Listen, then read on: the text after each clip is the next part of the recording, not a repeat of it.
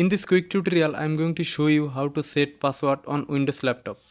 First of all, click on Windows Start menu, then search here Settings,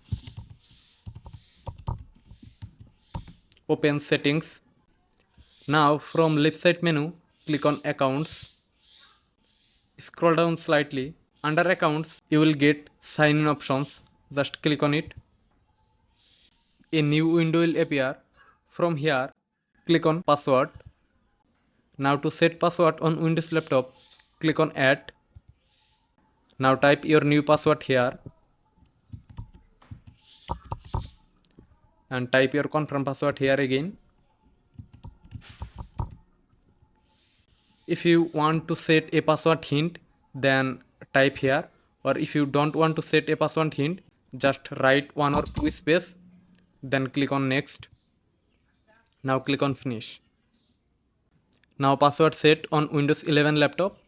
In this way you can set password on Windows 11 laptop. If you found this video helpful, please like our video and subscribe our channel. See you in the next video.